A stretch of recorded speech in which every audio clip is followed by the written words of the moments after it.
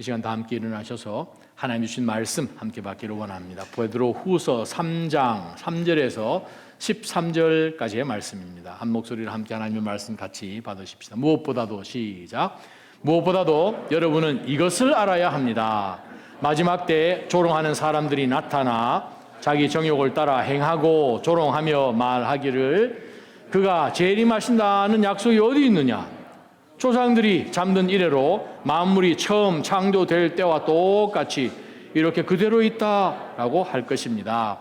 그들은 하나님이 하나님의 말씀으로 인해 옛적부터 있었고 땅이 물에서 나와 물로서 형성된 것과 그때 물이 넘침으로 세상이 멸망한 것을 일부러 잊으려 합니다. 그러나 현재 하늘과 땅은 동일한 말씀에 의해 간수돼 경건하지 않은 사람들의 심판과 멸망의 날까지 보존될 것입니다. 그러나 사랑하는 사람들이여 이 한 가지를 잊지 마십시오.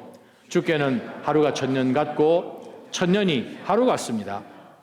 약속하신 주께서는 어떤 사람들이 더디다고 생각하는 것처럼 더딘 분이 아닙니다. 오히려 여러분을 위해 아무도 멸망하지 않고 모두 회개에 이르기를 바라십니다. 그러나 주의 날이 도둑같이 올 것입니다. 그때 하늘은 큰 소리를 내며 떠나가고 그 구성 물질들은 불에 타 해체되며 땅과 그 안에 있는 모든 것이 드러날 것입니다. 이 모든 것이 이렇게 해체될 것이니 여러분은 어떤 사람이 돼야 하겠습니까? 여러분은 거룩한 행실과 경건함으로 하나님의 날이 임하기를 바라며 간절히 사모하십시오. 그날에 하늘이 불에 타 해체되고 그 구성 물질들이 불에 녹아 버릴 것입니다. 그러나 우리는 그의 약속대로 의가 지배하는 새 하늘과 새 땅을 바라봅니다.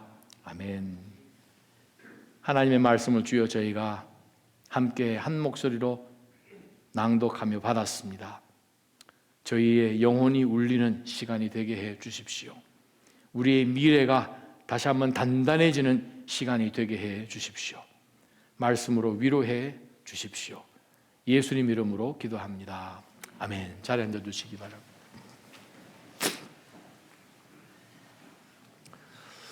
우리가 이 시대를 살면서 학업도 일터도 잡과 커리어도 우리의 건강도 우리의 가정도 부부 사이도 우리의 꿈과 모든 비전도 우리가 다 할 것 같은데 사실 그 어떤 것도 우리가 확언하고 자신해서 말할 수 있는 것이 없습니다. 우리가 젊든 하나님께서 여러 해들을 지나서 이제 우리 연수가 70, 80이 된다 할지라도 정말 살아보면 모든 것이 큰 퀘스천 마크입니다. 어떤 일이 있을까? 궁금하고 동시에 두렵기도 하죠. 2000년 전에 이 베드로의 서신서를 받고 읽어야 하는 그 그리스도인들에게 미래라는 것은, 내일이라는 것은 이건 정말 자신할 수 있는 것이 하나도 없었던 그들이었습니다. 왜? 예수님 믿는다라는 그 하나 이유 때문에 내가 당장 잡혀서 죽임을 당해도 전혀 이상한 일이 아닌 시대를 살았기 때문에 그렇습니다. 셀피우스 세비누스라는 400년대에 프랑스에 살면서 많은 경건한 말씀들을 기록하였던 교회의 리더가 쓰신 Chronicles, 특별히 로마 시대 때에 그리스도인들이 어떻게 살았는지를 아주 소상하게 기록한 책이 있습니다. 지금으로도 1600년에 기록된 말씀입니다. 그 당시 그리스도인들이 어떻게 험한 하루하루를 살았는지를 그가 쓴 말씀을 그대로 제가 여러분에게 번역해서 읽어드립니다. 그동안 로마에도 그리스도인들의 수가 매우 많아졌는데 마침 네로가 안티움에 머물고 있을 때 로마가 화재로 파괴될 일이 발생했습니다. 모든 사람들은 그 화재의 책임을 황제로 돌렸습니다. 그런데 네로는 오히려 새로운 도시를 건설해서 영광을 얻으려 했습니다.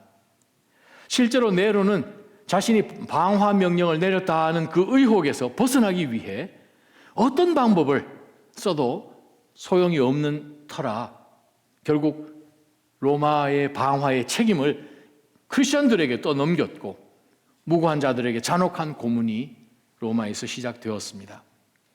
더 나아가 새로운 처형 방식이 고안되었습니다. 야생 동물 가죽을 벗겨서 크리스천들에게 입혀 개들에게 물어 뜯겨 죽게 했고 많은 그리스도인들이 십자가에 못 박히거나 불로 태워졌습니다. 심지어 해가 저물 때 밤을 밝히는 등불로 크리스천들을 불태우기도 했습니다. 이렇게 크리스천들에 대한 잔혹한 박해가 시작되었지요. 이후에는 로마에서 법이 제정되어 기독교가 금지되었고 칙령을 통해서 그리스도인 되는 것 자체가 아예 불법으로 규정했습니다.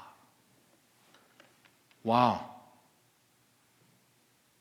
그들에게 그리스도인으로 산다는 의미는 하루하루 목숨 걸어야 하는 일이었습니다. 당연히 그들에게는 미래가 궁금하고 미지의 세계 이런 정도의 표현으로 말할 수 없는 그들의 현 상황이요 내일이었습니다.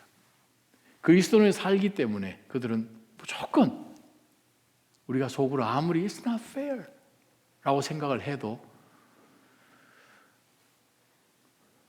부당하게 우리는 취급을 당해야 합니다. 우리 그리스도인들은 경건하게 살려고 하는 자들은 무조건 핍박을 받는다는 거예요. 여러분의 삶이 앞으로 지금보다도 훨씬 더 나아질 것이다라고 절대 생각해서는 안 되는 거가 경건하게 이 땅 가운데 살면서 하나님의 사람으로 산다는 그 작정을 하는 순간 이미 세상은 등을 돌렸고 우리를 향하여서 세상은 끊임없이 넘어뜨리고 핍박하고 조롱하고 손가락질하면서 여러분의 길을 막을 것이기 때문에 그렇습니다.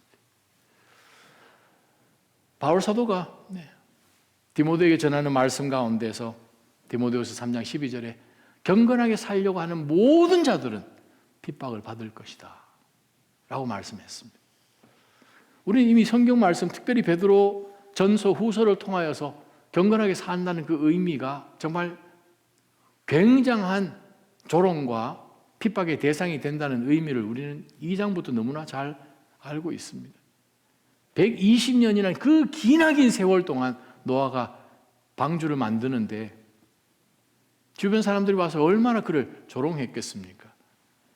마지막 그가 문을 닫은 그 순간까지도 노아를 향한 그들의 손가락질은 멈추지 않았음을 성경은 우리에게 분명히 보여주고 있습니다.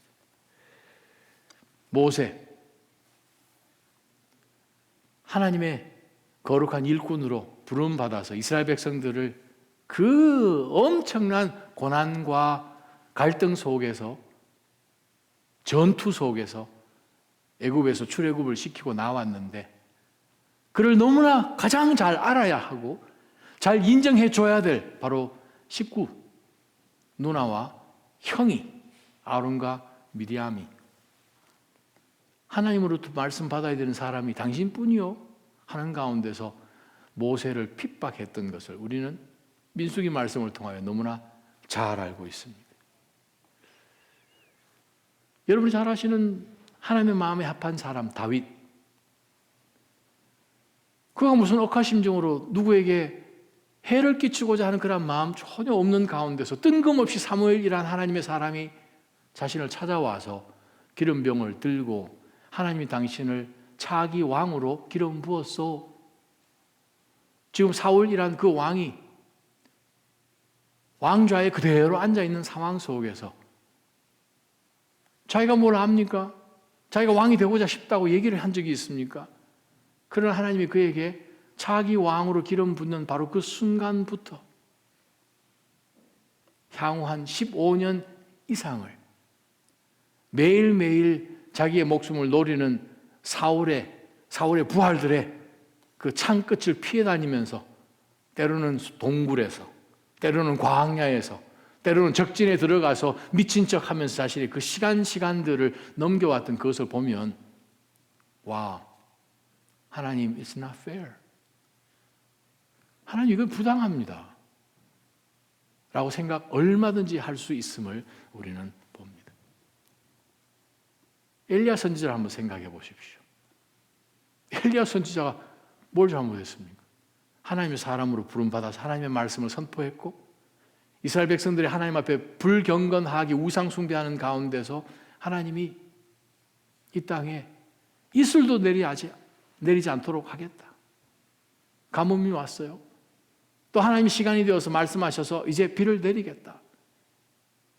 그러나 그 이스라엘 백성들은 하나님 앞에 우상 숭배하는 것으로 치닫게 한 그 거짓 예언자들과 함께 갈멜산 꼭대기에서 갈멜 대첩이 일어났죠. 850명이나 되는 그 거짓 선지자들이 우상을 숭배하며 자신들의 신들을 부르며 신이 아닌 신에게 부르니 아무 응답이 없는 가운데서 몸을 칼을 대어서 그냥 자기 살들 찢어내면서 피를 흘리면서까지 괴기한 그러한 예배의 모습을 했지만 아무 상황 없는 가운데 진리이신 하나님, 그가 그 제단 앞에 물을 몇 번이나 길러서 흥건하게 만들어 놓고 바로 그 위에 불을 바로 엎드리자마자 보내신 그 여호와 하나님, 이스라엘 백성으로 하여금 우리의 미래는 여호와께 있습니다. 하나님 우리를 도와주셔야 우리는 사는 것입니다 하는 그것을 보여주는 그거가 잘못한 게 뭐가 있습니까? 그렇지만 그 꼭대기에서 하루 하나님 앞에 예배드리는 거짓 선지자들이 다 죽임을 당했던 그 일 때문에 그는 남은 생에 얼마나 긴 시간 동안 그는 이세벨이라는 그 악한 왕후의 눈길을 피해서 도망다녔음을 우리는 너무나 잘 알고 있죠. 하나님이 이방 나라에 포로로 끌려간 후예로 태어나서 이민 거의 한 3세 정도 될 만큼 3, 4세 정도 되는 그러한 느헤미야, 그러나 그 마음 가운데 성소를 향한 간절한 마음, 하나님 언제나 하나님의 나라 백성들 예배가 다시 세워지게 하시겠습니까? 기도가 끊이지 않던 경건하게 살았던 사람, 하나님이 그를 그 나라의 페르시아의 아주 높은 지위에까지 오를 만큼 출세길을 열어주셨지만 그 마음 가운데는 이스라엘과 예루살렘에 대한 그 예배를 단 한 시간도 잊어버린 적이 없는 느헤미야에게 하나님이 길을 열어주셨어요. 예루살렘 성벽을 다시 재건할 그 놀라운 사명을 주셔서 예루살렘에 갔다니 이미 그곳에 악한 사람들이 어떻게 해서든 그 일을 막으려고 산발락부터 시작하여서 악한 사람들이 모여서 위협하고 어떻게 해서든 느헤미야의 목숨까지 해치려고 하는 그런 것들을 우리는 봅니다. 느헤미야가 그들에게 뭘 잘못한 게 있습니까? 거룩하게 하나님의 백성으로 살려고 우리가 작정하는 순간 세상은 우리의 적이 되는 것이고 우리를 대적하지요. 이 땅에 예수님이 오셨습니다. 독생자 하나님께서 인간의 몸을 갖고 이 땅에 오셨습니다. 그런데 그 예수님이 메시아라는 생각을 단 한순간도 하지를 않았고 그 가정에서 후에 부모님을 통해서 태어난 예수님의 남동생들이 예수님 잡으러 다닌 것을 우리는 압니다. 바로 우리랑 너무 가까운 사람인데도 불구하고 우리가 하나님 앞에서 바로 살려고 하는 그 순간에 우리는 얼마나 많은 핍박을 당하는지 모릅니다. 우리 사도행전 7장에서 6장 후반부부터 7장 마지막 부분까지 2000년 기독교 역사 가운데 최초의 순교자를 만납니다. 스데반이요. 스데반이 누구에게 해코지를 가한 적이 있습니까? 그가 예수 그리스도께서 메시아이심을 선포하는 바로 그 일 가운데 모함을 당하였고 돌 판매질로 죽임을 당하는 장면이 기록되어 있습니다. 바울 사도는요, 바울 사도와 함께 다녔던 선교 팀원들은요, 가는 곳곳마다 그들은 얼마나 숱한 공격과 조롱과 손가락질을 받았는지 모릅니다. 그렇게 해서 시작되는 가운데 지난 2000년 동안 기독교 역사 모든 상황 속에서 우리는 핍박당한 사람들을 봅니다. 위클리프를 통하여서, 트윙글리를 통하여서, 윌버포스를 통하여서, 마르틴 루터와 존 칼뱅을 통하여서 지금 이 시점까지 오는 동안에 여러분에게 이르기까지 경건하게 살려고 하는 모든 그리스도인들에게는 고난이 따른다는 거예요. 그럼 우리 어떻게 살아야 됩니까? 하는 것이 오늘 베드로 사도의 주제입니다. 모든 사람이 아니 어제나 작년이나 10년 전이나 똑같은데 여러분 왜 그렇게 사십니까? 우리를 도저히 이해하지 못하는 눈이 이렇게 오는데 물론 다 깨끗해졌지만 오늘 아침에 미국 예배에 8분이 예배로 참석하셨습니다. 예배를 마치고 레리 목사님이 저를 만나셔서 눈물이 글썽글썽 하셔서 What is this? 난 아침에 일어나서 I did it myself. 내 혼자 가서 눈을 2시간 반 치우고 달려나왔다는 거예요. 물론 온라인으로 예배를 드리겠습니다. 그러나 날이 얼마든지 괜찮으면 오십시오. 미국 교회 성도님들 대부분 뉴햄프셔에서 내려오시니까 거기는 원래도 많이 옵니다. 그러한 가운데서 예배를 드리러 왔는데 8분이 오셨다는 거예요. 그래서 목사님 하신 말씀이 아니 우리 예수님은 당신을 주셨지 않냐고. 그런데 우리가 하나님 앞에 나와서 예배 드리는 것은 어떻게 보면 우리가 하나님 앞에 드릴 수 있는 정말 미니멈인 거 아니냐고. 그러면서 하시는 말씀이 눈이 오늘 저녁에 그렇게 많이 오면 내일 아침에 그들 2시간, 3시간 일찍 일어나서 얼마든지 준비하고 일터로 갈걸요. 80 되시는 노 목사님이 눈물 글썽글썽 하시면서 우리의 프라이어리티는 어디에 있습니까? 그러자 목사님 꼭 알아드리고 팔짱을 껴드렸습니다. 우리가 다 똑같지 않냐고. 우리 삶 가운데 최우선이 어디에 있는지를, 우리가 왜 땅에 있는 가치가 언제부턴가 하늘에 있는 가치보다 더 높은 것으로 우리가 여겨져서 어떻게 예배를 받을 수 있냐고 하는 그러한 마음으로 저한테 그냥 하소연을 하십니다. 그러한 마음으로 오늘 이 말씀을 우리가 한번 들여다봤으면 좋겠습니다. 무엇보다도 여러분은 이것을 알아야 됩니다. 다른 것도 알아야 되지만 무엇보다도 여러분 이거를 알아야 됩니다. 라고 베드로가 지금 베드로 후서 마지막 이 3장에서 우리에게 결론 부분에서 우리에게 주시는 말씀이라고 볼 때에 이거 무게가 굉장하다고 생각해야 됩니다. 무엇을 알아야 됩니까? 마지막 때에 조롱하는 사람들이 나타납니다. 자기 정욕을 따라 그들은 마음대로 하고 싶은 대로 합니다. 어느 회사에서 하는 것처럼 just do it. 왜? Everybody's doing it. 우리 주변에 모든 사람이 하는데 여러분 당신은 뭐 하는 사람? 다 하는데 그렇게 이야기를 하면서 자기 정욕을 따라 행합니다. 또 그들은 조롱합니다. 뭐라고 조롱하는가? 그가 재림하신다는 약속이 어디 있습니까? 여러분들이 믿는 예수라는 사람이 재림하신다는 약속이 성경이 여러분 그렇다고 이야기하는데 어디 있습니까? 아니 상식적으로 조상들이 잠든 이래로 만물이 그래요. 여러분들이 말씀하는 것처럼 처음 창조될 때와 똑같이 이렇게 그대로 있는데요. 겨울 되면 눈 오고 봄 되면 새싹 돋고 여름 되면 파릇파릇 가을 되면 낙엽 떨어지고 또 겨울 오고 우리 지금까지 살아오면서 그게 하나라도 흐트러진 것이 있습니까? 지질학적으로 이야기하는 유니포미테리니즘이라고 그러죠. 지질학에서 이야기를 하죠. 모든 것이 하나도 변하지 않고 그대로 간다는 거죠. 동일 과정설이라고 표현한답니다. 번역을. 똑같은데 뭐가 달라진다고 얘기를 합니까? 뭐 이렇게 점점점 하면서 뭐가 막 올 것 같은 그런 느낌이 점점 똑같지 않습니까? 근데 무슨 예수님이 재림이 있다고 이야기합니까? 라고 그들이 우리에게 이야기를 한다는 것이에요. 바로 그것을 베드로 사도는 알아라 라고 말씀하십니다. 그들은 이야기합니다.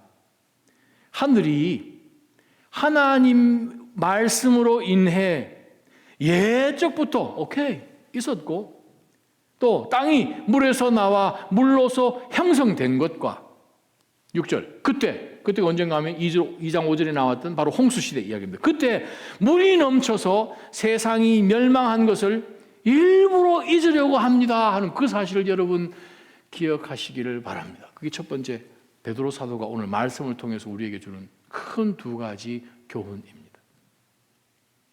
우리를 하여금 보세요, 뭐가 달라진 게 있습니까? 그런데 왜 특별하게 살려고 그러십니까? 근데 베드로 사도가 5절 6절 가운데서 우리에게 또 그렇게 말하는 사람들에게 역사 교훈을 반 정도 섞어서 이렇게 이야기를 하죠. 그들은 하늘이 그래요, 하나님 말씀으로 인해서 태초부터 있었죠. 말씀으로 창조하셨죠. 또 땅이 물에서 나와서 물로서 형성되었다는 거예요. 하나님께서 물을 가르셨기 때문에. 그렇지만 하나님께서 홍수를 통해서 물이 넘쳐서 세상이 멸망한 것을, 그 다음 말씀이 재미있는 단어입니다. 일부러 잊으려 합니다. 원어적인 표현은 마음에서 escape 됐다는 뜻이에요. 도망가 버렸다는 뜻입니다. 어떻게 해서든 그것이 마음속에서 없도록, 마음속에서 도망가도록 만들어 놓는 거예요. 그거는 못 받아들인다는 거예요. 그러다 보니까 그것을 억지로 그것을 잊어버리고 인정하지 않고 그냥 눈에 보이는 그것에서 결론을 얻고 똑같은데 왜 그렇게 삽니까? 라고 이야기합니다. 성경은 근데 주님이 재림하신다고 말씀하십니다.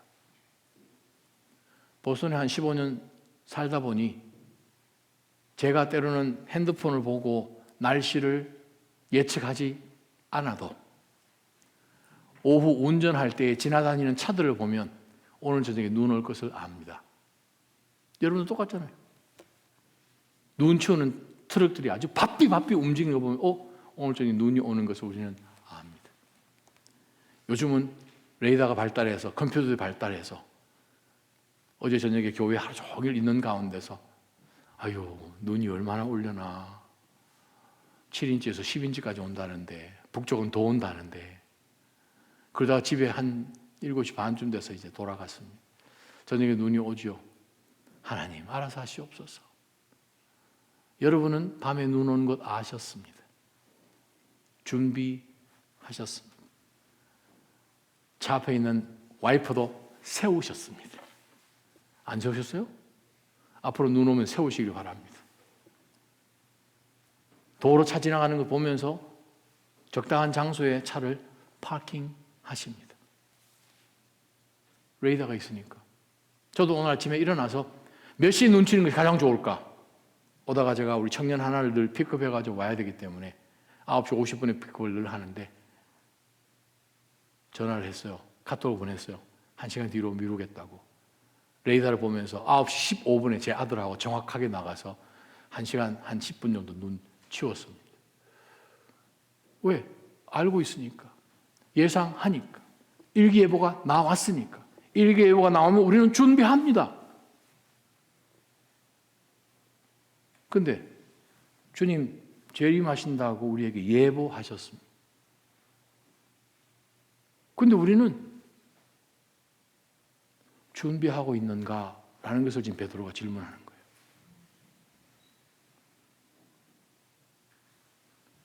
일기예보보다도 더 심각한 예보가 주님의 재림에 대한 것입니다. 왜냐하면 주님의 재림은 지금 끝이거든요.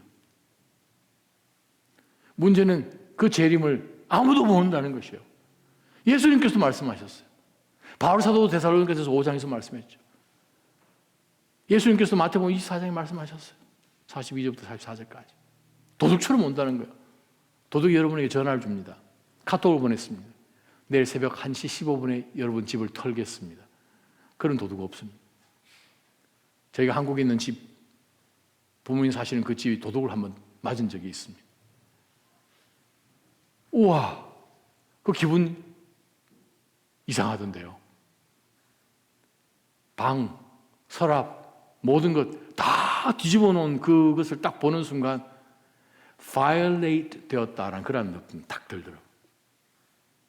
나만의 공간, 우리만의 공간, 이것이 완전히 짓밟혔구나 하는 그 느낌. 제 평생에 그런 느낌을 가져본 적이 없는 그 느낌. 근데 그것처럼 순식간에 주님이 임하시는 바로 그 주님의 재림의 예보를 우리가 이 땅 살다 보며 주변에 많은 사람들이 그 이전부터 지금까지 뭐가 달라진 것이 있습니까? 하는 가운데서 진짜 그런 것 같아. 이 땅에서 우리가 하고 있는 이 모든 일들과 돌아보아야 됐고 나의 커리어와 건강과 앞으로의 미래와 재정적인 것과 이 모든 것에 우리가 더 몰입되어서 그것에 포커스를 두다 보니까 주님 오늘 저녁에 오시면 주님 노노노 주님 내일 오십시오 라고 얘기할 것 같은, 아니 주님 조금 더 뒤로 오셨으면 하는 것 같은. 베드로 사도가 이야기합니다. 여러분 이것을 알아야 됩니다. 우리 주변에는 이렇게 많은 사람들이 살아가는데 하나님께서는 과거에 그렇게 한번 모든 사람들의 예상을 완전히 뒤엎고 홍수를 보내셨습니다. 온 세상을 뒤집어 엎으신 하나님이십니다. 우리 역사를 들여다보면 하나님이 그렇게 하신 하나님이십니다. 그분이 또 하실까요? 안 하실까요? 하신다고 하신 하나님, 언제든지 오신다는 거죠. 사랑하는 나자람 성도 여러분, 주님께서 언제든지 오시더라도 오늘이 이 세상의 마지막이라 할지라도 내 믿음은 내 상황과 상관없이 굳건하게 주의 약속 위에 서리라, 그런 각오로 다짐하시기를 주님의 이름으로 축원합니다. 스노우 트럭을 볼 때마다 주님 오실 때 됐다, 그런 생각하시기 바랍니다. 과학자들에게 물어보니까 지진과 천재지변들이 10년, 20년, 30년 전하고 많이 다르죠. 미리암 전도사님이 시카고에서 태어나고 자랐잖아요. 저도 위스콘신에서 학교를 다녔잖아요. 북쪽에 그 지역에 살던 사람들 이야기하면 옛날에 눈 정말 많이 왔는데, 제가 공부할 때 그 학과에 있는 세크리터리, 그분이 저보다 나이가 한 20살 정도, 20살 많은 미국 분이셨는데 자기가 학교 다닐 때는 겨울에 문을 못 연다 그랬어요. 그래서 법으로 항상 문이 안으로 열리도록 만들어 놓죠. 바깥으로 문이 안 열리니까. 옛날에 눈이 창문까지 오는 게 늘 예사였는데 눈이 정말 안 와요. 근데 제가 거기서 공부할 때 눈 정말 많이 왔거든요. 네, 주님 오실 때가 가까웠다고 하나님은 말씀하십니다. 하나님의 이 예보에 저희가 좀 더 센시티브해지기를 주님의 이름으로 축원합니다. 두 번째 7절부터 10절까지 말씀 보십시다. 그러나 현재의 하늘과 땅은 5절에 나왔던 동일한 말씀에 의해, 이 말이죠. 하나님의 말씀에 의해. 자, 5절을 보니까 하나님의 말씀으로 하나님께서 땅이 있으라 창조하신 것이죠. 동일하신 그 하나님의 말씀에 의해 지금 계속 간수되어 가고 있습니다. 킵되고 있고, 경건하지 않은 사람들의 심판과 멸망의 날, 주의 날까지 그대로 보존될 것입니다. 그러나 사랑하는 성도들이여, 이 말이죠. 사랑하는 사람들이여, 이 한 가지 잊지 마십시오. 주께는 하루가 1000년 같고 1000년이 하루 같습니다 라는 말씀을 우리에게 주십니다. 자, 이 말씀 무슨 말씀이에요? 구약 시편 인용한 말씀인데 우리가 살고 있는 이 땅의 시간과 하나님의 타임테이블이 다르다는 거예요. 천국이 24시간, 일주일 7일, 365일 이렇게 안 돌아간다는 거예요. 우리 타이밍하고 하나님 타이밍하고 틀리다는 거예요. 우리가 계산해서 이쯤 하면 하나님 오실 때 됐나? 아직 멀었다. 이게 아니고 하나님께서 계획하셔서 언제든지 오실 수 있는 시간이란 사실을 여러분 잊지 마십시오. 왜? 우리가 하루라고 이야기하지만 하나님 앞에 첫날이 될 수 있고 1000년이 될 수 있고, 우리가 1000년이라고 했는데 하나님 앞에서 이게 계산이 틀리기 때문에 우리는 우리 시간대로 사는 것이 아니라 하나님의 카이로스로 살아야 된다는 거예요. 시계 차고 있으니 그것이 짝깍짝깍 움직이는 크로노스가 아니라 하나님이 개입하셔서 역사하실 바로 그때가 언제인지를 깨달은 가운데 예수님께서도 모르시는, 아버지께서만 알고 계시는 그때가 언제든지 올 수 있기 때문에 9절 말씀에 약속하신 주께서는, 자, 주의 날입니다. 주의 날 약속하신 주께서는 어떤 사람들이 더디다 하고 생각하는 것처럼 더딘 분 아니십니다. 만약 더디면 우주가 돌아가겠습니까? 24시간이 더디면 돌아가겠습니까? 우리가 집에서 시계를, 저희 집에 가끔 이렇게 태엽을 줘야 되는 시계가 몇 군데 있는데 가끔 태엽 주면 어떨 때 시계가 늦을 때도 있어요. 우리 시간 그렇죠. 주님 창조주이십니다. 더딘 분 아니십니다. 오히려 그분이 왜 그렇게 더딘 것처럼 보이는가? 여러분을 위해 아무도 멸망하지 않고 모두 회개에 이르기를 바라시기 때문에 그렇습니다. 디모데전서 3장 4절 말씀 한번 한 목소리를 읽어 보십시다. 바울 사도가 디모데에게 주신 말씀 가운데서 바로 이 하나님의 마음 가운데 무엇이 있는지를 한번 PPT로 올려 주십시오.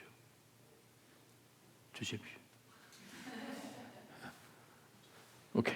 제가 여러분에게 대신 읽어드리도록 하겠습니다. 디모데전서 2장 4절 말씀입니다.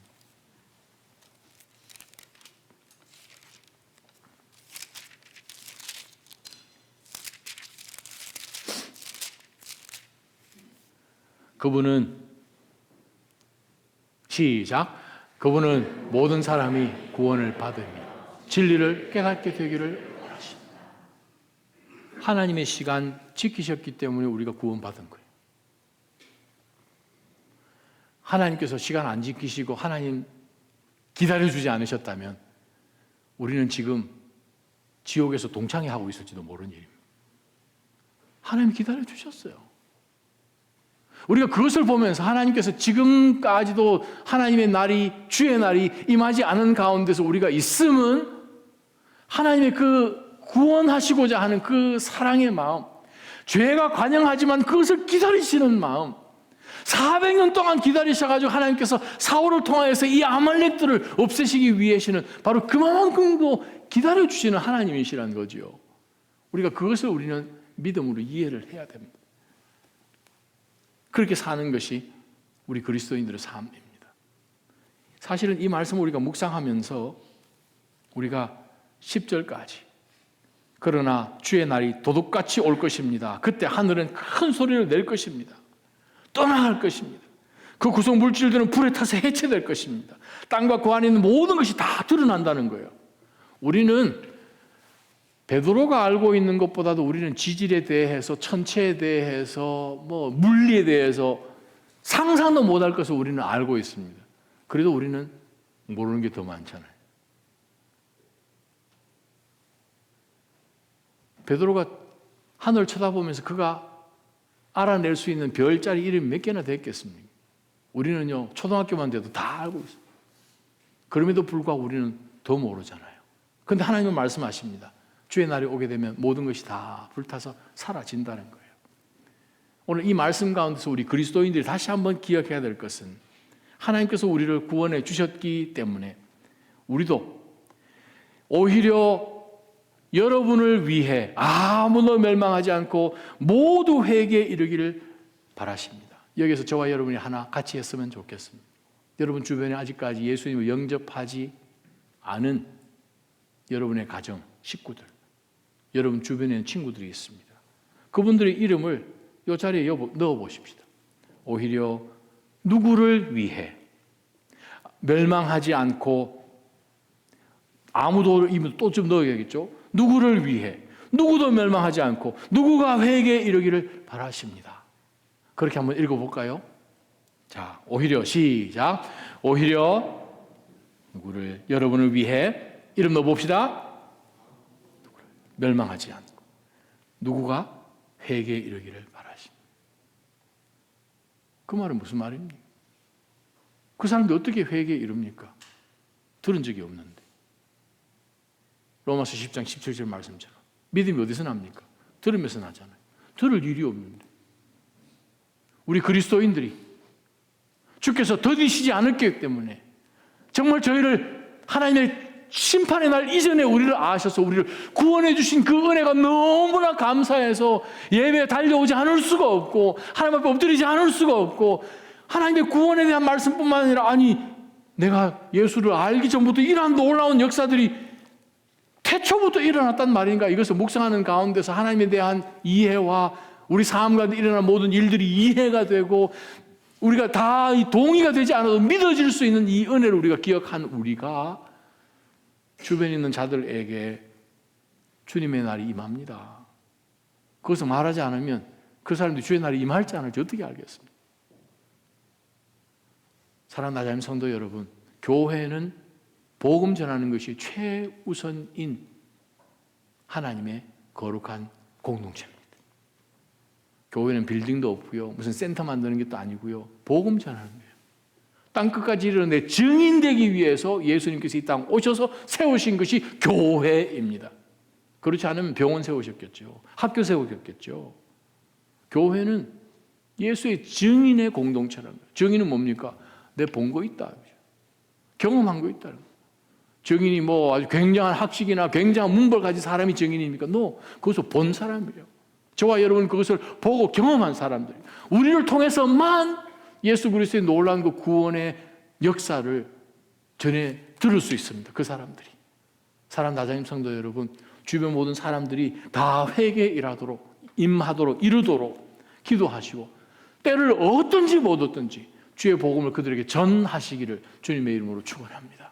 우리가 입 닫고 있으면 들을 재주가 없습니다. 우리도 만나보지도 못한 사람들이 예수 그리스도께서 보내주신 그 은혜가 너무 감사해서 내가 이렇게 살면 안 되지 해서 그의 모든 커리어면 모든 것 다 던져버리고 정말 칠흑같이 어두운 그 땅, 초선이란 곳으로 와서 땅 한번 밟아보지도 못하고 웰즈 출신의 그 목사님, 대동강에서 성경책 하나 전해주고 배 위에서 그냥 목 잘려 죽은 토마스 선교사님, 그런 분들을 통해서 우리는 복음을 받은 거죠. 전해졌으니까. 저 사람들은 왜 미쳤지? 왜 여기까지 와가지고 그냥 이게 뭐냐, 나이 30도 안 돼서. 우리는 거기에 대해서 질문을 해야 됩니다. 그러한 가운데서 우리는 복음이 무엇인 것 알게 됐고 예수님에 대한 소식을 들었고 그것이 전해져서 여러분 윗대가 복음을 받아서 우리가 지금까지 있는 거예요. 이제 우리는 천국 가게 됐으니 everything is A-OK가 아니죠. 우리가 그 다음 사람들에게 바톤을 넘겨줘야 돼요. 우리 주변에 아직까지 회개에 이르지 못한 자들이 많죠. 복음을 여러분들이 전해주셔야 할 묵직한 책임을 주님께서 우리에게 부탁해 주셨습니다. 세 번째 말씀입니다. 11절부터 봅니다. 그래서 베드로 사도가 이 모든 것이 이렇게 해체될 것이니 라고 이제 3절부터 10절까지 내용을 소상하게, 본인도 이해가 되지 않지만 그 당시에 뭐 세계관, 지구관, 이 모든 천체에 대한 것이나 기하학이나 이거 어떻게 알았겠습니까? 하여튼 하나님께서 나에게 주신 지혜는, 물론은 심판이 이제는 안 하신다고 하셨으니까 불로 다 해체될 것이 다 태워버린다. 진노의 하나님의 그 의의 불이 다 태워버린다는 거죠. 자, 그러니 이 모든 것이 이렇게 해체될 것인데, 여러분 이 땅 가운데 심고 투자하고 어떻게 해서 이 땅에서 이 열매를, 결실을 보고자 하는 이 모든 것이 다 불태워질 것인데, 고린도전서 3장 말씀처럼 우리는 그럼 어떻게 살아야 되냐? 베드로가 이렇게 이야기합니다. 여러분은, 내 사랑하는 형제들이요, 여러분은 어떤 사람이 되어야 되겠습니까? 우리도 동일하게 내일 어떻게 살아야 되나? 재정은 어떻게 될 건가? 건강은? 우리 애 새끼들은? 나의 커리어는? 내 사업장은? 그게 아니라 다 불타버리는데, 그게 오늘 저녁이 될 수도 있는데 어떻게 살아야 되는가 하는 것을 베드로가 그 당시에 정말 혹독한 핍박 한가운데서 매일매일 매 순간순간 목숨에 내놓고 사는 그리스도인들에게 이런 질문을 했습니다. 우리에게 이 질문을 던질 때 우리 어떻게 살아야 됩니까? 우리는 내일 회사 갈 생각, 오늘 저녁에 어디에 차를, 이거 좀 생각한다. 다 불타 없어지는데. 근본적으로 우리 그리스도인들은 이렇게 살아야 함을 베드로가 이야기합니다. 여러분은 첫 번째, 거룩한 행실과 경건함으로 살아야 된다는 거예요. 그로서리 가게 되면 세븐업이 있습니다. 세븐업 말고 오늘 본문에서 쓰리업을 한번 찾아보십시다. 제일 첫 번째 뭡니까? 거룩한 행실로, 비헤이비어를 잘하라. 거룩한 비헤이비어, 그런 뜻입니다. 원어가. 경건함이라는 것은 파이어티라는 뜻이에요. 요시비우스, 파이어. 그 말은 구별되게 살자. 클린업 이 말이죠.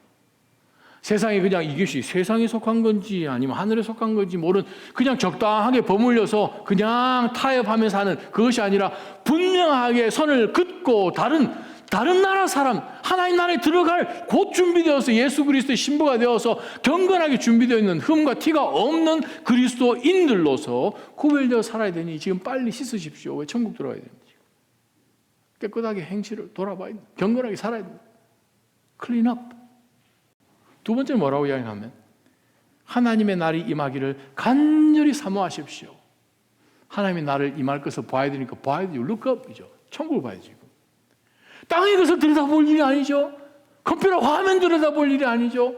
순간순간마다 여러분 바깥에 나가셔서 하늘 쳐다보시기를 주님의 이름으로 축원합니다.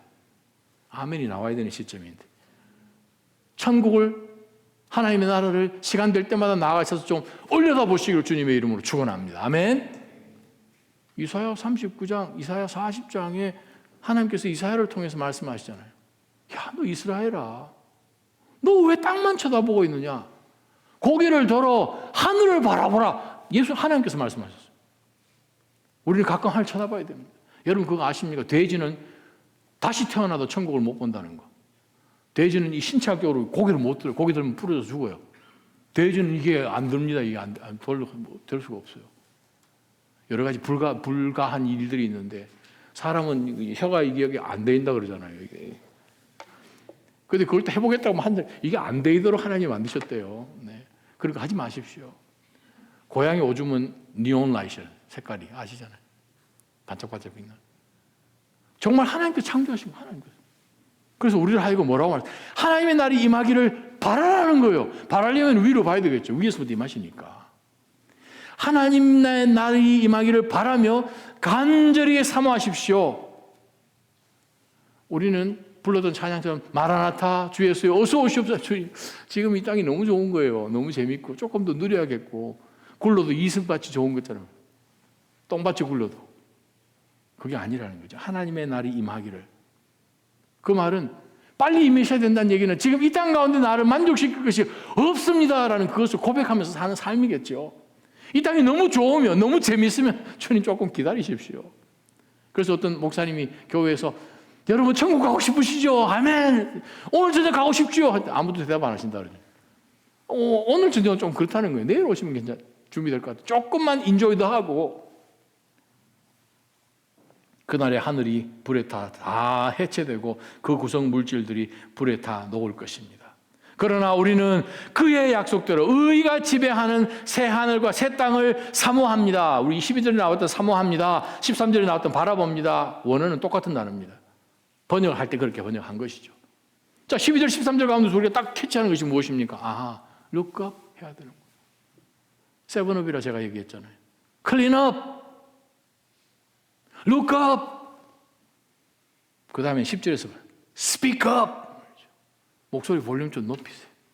전도할 때 예수 믿으세요. 이게 아니고 때로는 우리가 이 삶을 통해서 예수님을 증거를 해야 되는데 예수님의 자녀라는 하나님의 자녀라는 이게 아주 강하게 단언하지 않으니까 딱 볼 때 어느 날 여러분이 설교 듣고 찔림받아서 기도를 이렇게 하니까 옆에 있는 동료 직원이 너 당신 교회 다녔어? 막 그러잖아요. 그러면 아니야 막 이럴 때도 있잖아요.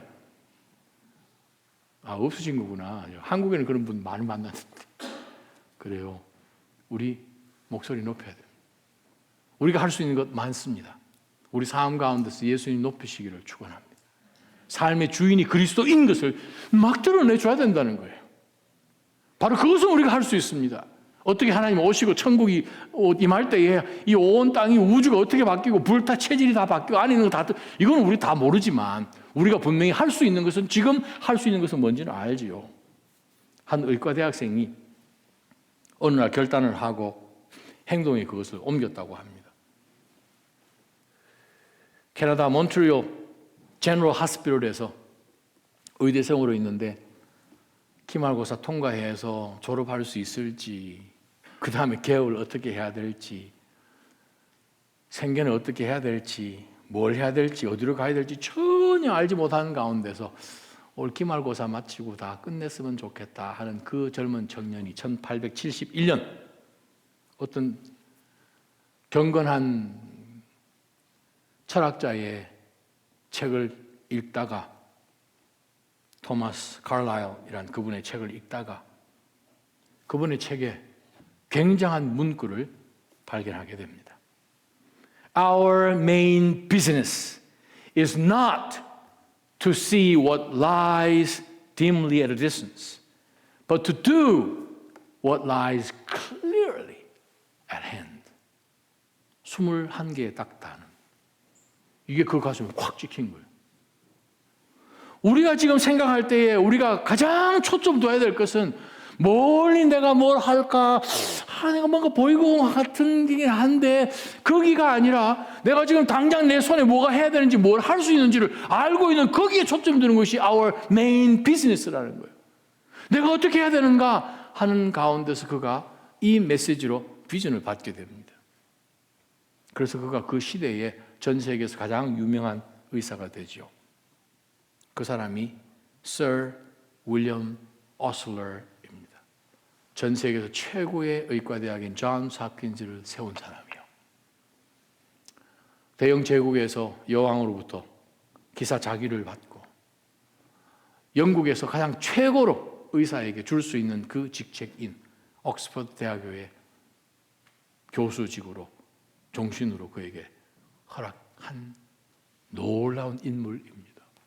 그가 젊었을 때 미래가 모든 것이 큰 퀘스천 마크인데 내가 앞으로 뭘 할까? 멀리 뭐가 있겠지. 신기루 보는 그게 아니라 내가 지금 할 수 있는 건 내가 이건 할 수 있는데 이건 할 수 있는데 우리 삶 가운데 우리가 할 수 있는 것 뭔지 압니다. 내가 하는 지금 하고 있는 이 일 가운데 예수님을 높이는 거예요.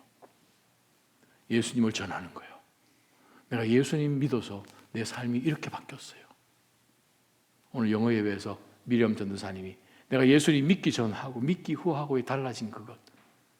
에베소서 2장 1절부터 5절까지 나온 말씀이 그 말씀이지 않냐고. 우리가 예전에 죽었잖아요. 예전에 그 모든 행실 가운데서 살다 우리는 죽은 사람이어서 우리가 예수님을 통해서 우리가 구원을 받았고 새로운 생명이 되었으니 우리 달리 살아야 되는 거 아닙니까?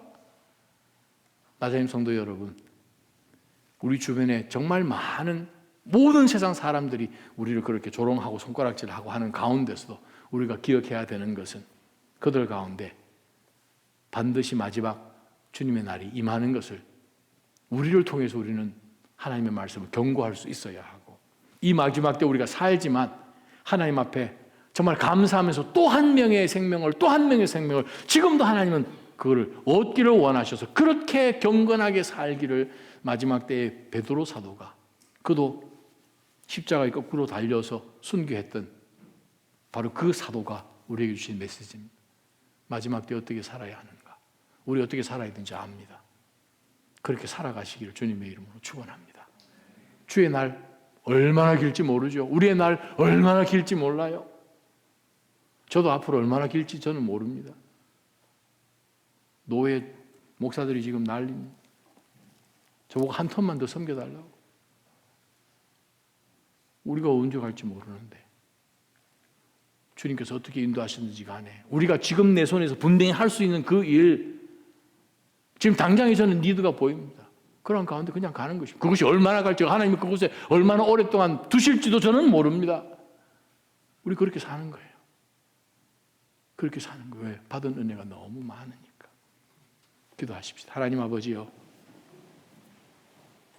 정신 차려 살게 해 주시고 우리 속에 있는 나라는 것, 이 세상에 내가 얼마만큼 해왔다는 그러한 것, 안목의 정욕과 육신의 정욕과 이생의 자랑 같은 그러한 것, 하나님이 정말 싫어하는 그것을 저는 너무나 좋고 너무나 사랑스러워서 제 옆에 끼고 사는 듯한 그러한 삶으로 살아가지는 않는지 돌아보게 해 주시고 저희를 통하여 주님께서 변화시켜 주신 놀라운 이 사실을 삶으로 내 입술로 전하여서 그 전하는 말로 인하여 믿음이 생겨져서 그들도 동일하게 회개에 이룰 수 있는 바로 그 경건한 이 마지막 세대가 되게 하여 주옵소서.